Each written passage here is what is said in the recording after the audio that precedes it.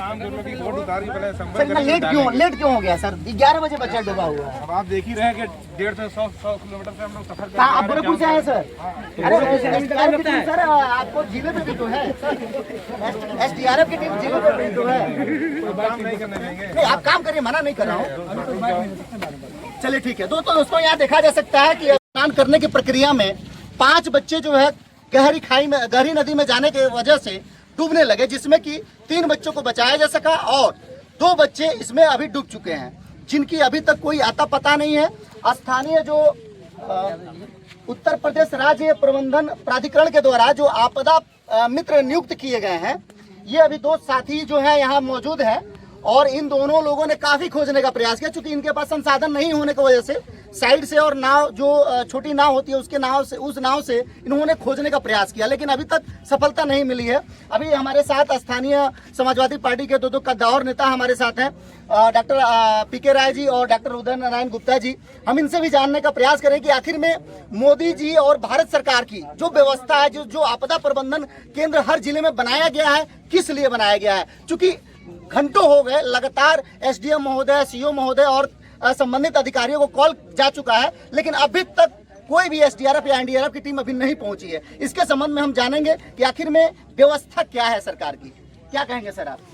ये आज जो घटना घटी है बहुत ही दुखद घटना है और उससे भी बड़ा दुखद ये है कि इस भारतीय जनता पार्टी की सरकार, जैसा अभी आप कहें कि 11 बजे घटना है और 11 बजे से लेकर अभी तक SDRF और NDRF कोई टीम अभी तक, यहाँ 4 बजने जा रहा है हम सभी लोग, और इन 5 घंटों में अभी तक कोई टीम नहीं पहुंची। और उससे भी बड़ा दुखद ये है कि तहसील प्रशासन, जिला प्रशासन तो छोड़ दीजिए, तहसील प्रशासन भी अभी तक, SDM महोदया भी अभी तक मौके पे नहीं है।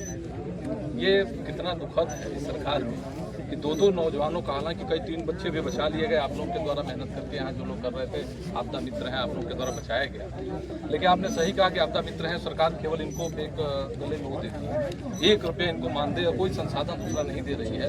इस विषम परिस्थितियों में अगर इस तरह कोई घटना घटती है तो यहाँ ये उन संसाधनों का प्रयोग करके और अच्छे तरीके से हो सके, तो ये बहुत ही बड़ा दुखद है। निश्चित तौर पर यहाँ एक टीम तहसील स्तर पर एक टीम गठित होनी चाहिए, टीम रहनी चाहिए हमेशा, क्योंकि ये तमकुहीरा विधानसभा यहाँ से लेकर पूरा बरवेलदान तक पूरा नदी से के किनारे है, जहाँ 40 गाँव है और हमेशा कोई ना कोई घटना है, क्योंकि नारायणी का एक दूसरा ही रूप है, हमेशा कोई घटना घटती रहती है। तो हम तो आपके माध्यम से प्रशासन से ये सरकार से मांग करते हैं कि तहसील स्तर पर इस तरह के NDRF SDRF टीम होनी चाहिए। आपदा मित्र लोगों को जहाँ एक कुछ मानदेय भी इनको मिलना चाहिए, वही आज के समय में जो उनके पास संसाधन होता है, इन लोगों को भी संसाधन दिया जाए, कैसे भी परिस्थितियों में भी इस तरह कोई घटना घटे तो आप लोगों का सहयोग लिया जा सके।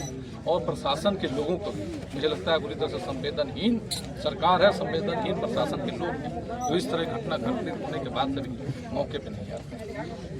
बहुत धन्यवाद आपको। अभी हम डॉक्टर PK राय जी से भी बात करेंगे और इनसे भी जानने का प्रयास करेंगे, चूंकि सर यहाँ पे भारत डिजिटल योजना की और डिजिटल व्यवस्था की बहुत सरकार ने प्रचार किया है और ये आपदा प्रबंधन केंद्र जो है डिजिटल भी आजकल सभी जगह डिजिटल है। सूचना मिलने के बावजूद भी इस डिजिटल व्यवस्था के ऊपर आप क्या कहेंगे?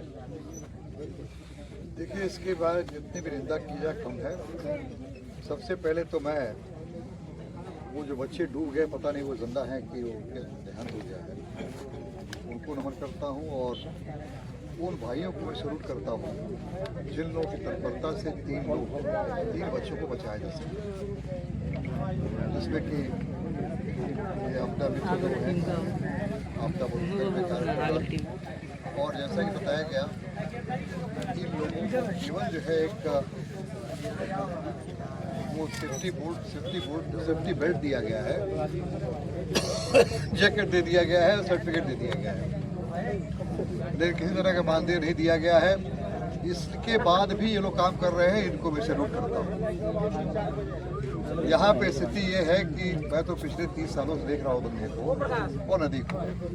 यहाँ पे बराबर ये मांग होती रही है कि यहाँ पे जब भी मानसून आने को हो तो उसके पहले यहाँ पे स्टेशन करना चाहिए एक SDRF की टीम को, जिसमें कि कहीं भी कोई घटना हो सकती है तो तत्परता से उस पर कार्रवाई की जा सकती है। दूसरा नंबर पे ये है कि हमने देखा है कि जब डूब जाते हैं लोग तो इनके पास कोई भी ऐसा गोताखोर हैं लोग, न ही कोई ऐसी व्यवस्था है, न ही इस तरह की कोई इंतजाम है कि ये नदी के ऊपर आगे लगा करके जाल और जो डूबे हैं लोग उन लोगों को छान करके निकाला जा सके। तो ये घोर असंवेदनशील तरीका है और इसके नाते जो है जो लोगों को 4 घंटे 5 घंटे से हो गया है, 10-11 घंटे नहीं जाएगी। जैसे जितना विलम्ब होता जाएगा बॉडी उतनी ज़्यादा आगे बढ़ती चली जाएगी। तो मैं इसलिए मैं आपसे कहना चाहता हूँ कि ये बात सारी कह दी गई है उदय गुप्ता जी से, लेकिन मेरा ये मांग है सरकार से कि संवेदनशीलता का परिचय देना चाहिए और यहाँ पे स्थायी इंतज़ाम होना चाहिए, क्योंकि हर साल ऐसी घटनाएं होती रहती हैं। हर साल घटनाएं होती रहती हैं, कुछ लोग आते हैं, कुछ लोग अपनी बात कहते हैं, चले जाते हैं, लेकिन इसका कोई स्थायी समाधान नहीं होता है। मैं केवल सरकार से एक मांग करूंगा कि अपनी संवेदनशीलता के परिचय देते हुए अब अभी तक मान लीजिए कि राजस्व विभाग में पता नहीं कोई आया नहीं आया, जितना मुझे जानकारी है शायद नहीं आया और SDRF की टीम कहीं आ रही है और आएगी, करेंगे क्या? उसके पास कोई चीज़ नहीं है सिवाय इसके कि वो नाव को वो स्टीमर को जो है वो रोटेट कराएगी और इंतजार करेगी कि बॉडी ऊपर आ जाए। कोई डिजिटल इंडिया की बात कर रहे हैं हम, कोई टेक्नोलॉजी में परिवर्तन हुआ ही नहीं है, वही सब पुराने किस्से मीठे तरीके हैं जिनसे कि ये लोगों को भरमाने का काम करते हैं, लोगों को ठगने का काम कर रहे हैं।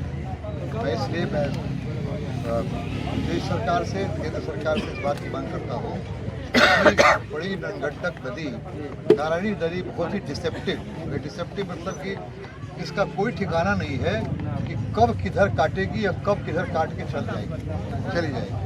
तो ऐसे में इतनी डिसेप्टिव नदी कब कहाँ पे क्या कर देगी, यहाँ पे स्थायी इंतज़ाम किया जाना चाहिए। पहले PSC की एक फ्लड विंग रहती थी यहाँ पे, अब तो वो है नहीं, अब SDRF बन गया। तो SDRF NDRF ना आवे, लेकिन SDRF का तो यूनिट यहाँ पे बनानी चाहिए, वो बनाया जाना चाहिए। ये मेरी सरकार से मांग है और बच्चों को जो डूबे हैं उनको तलाशा जाए, मिलने के बाद उनके परिजनों को अगर मान लीजिए वो जिंदा बच जाए, ये ईश्वर से प्रार्थना है, लेकिन नहीं बचते हैं तो निकलने के बाद उन लोगों को जब उचित सहायता भी सरकार के द्वारा दी जानी चाहिए। बहुत धन्यवाद आपको। दोस्तों अभी SDRF की टीम NDRF की टीम पहुंच चुकी है और यहाँ पे गाड़ी लग चुकी है और यहाँ हम जानने का प्रयास करेंगे कि अभी क्या है व्यवस्था और काम कैसे करेगी, क्योंकि अभी हम देख सकते हैं आप लोग पीछे जो है मेरे पीछे जो है गाड़ी SDRF की आ चुकी है और SDRF की टीम भी आ चुकी है, लेकिन काफी देर से। अब आगे की रणनीति क्या होगी हम जानने का प्रयास करेंगे। आप लोग आप काम करें सर, आप काम करिए बस।